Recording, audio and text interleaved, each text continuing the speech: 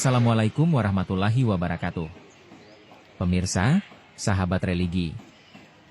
Kepala Bagian Tata Usaha Kanwil Kementerian Agama Provinsi Aceh, Ahmad Yani, melakukan kunjungan kerja ke Kabupaten Aceh Timur dalam rangka monitoring pembangunan sejumlah madrasah, Senin, 27 Oktober 2025. Kabat Tu tiba di lokasi, disambut Kakan Kemenag Aceh Timur dan jajaran.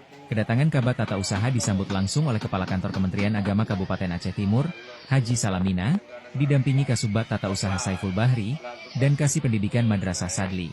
Rombongan meninjau area pembangunan MTSN 1 Aceh Timur. Dalam kunjungan tersebut, rombongan meninjau progres pembangunan gedung MTSN 1 Aceh Timur. Dari hasil pantauan di lapangan, pembangunan gedung telah mencapai sekitar 60%. Kabat Tata Usaha berdialog dengan pihak pelaksana proyek.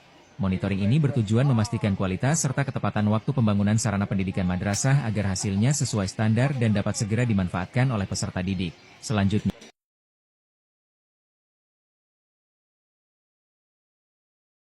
Selanjutnya, rombongan juga meninjau Min 7 Aceh Timur, untuk melihat kondisi gedung serta rencana pembangunan lanjutan pada lantai 2. Kepala Kankemenag Aceh Timur, Haji Salamina, menyampaikan bahwa progres pembangunan telah berjalan sesuai rencana.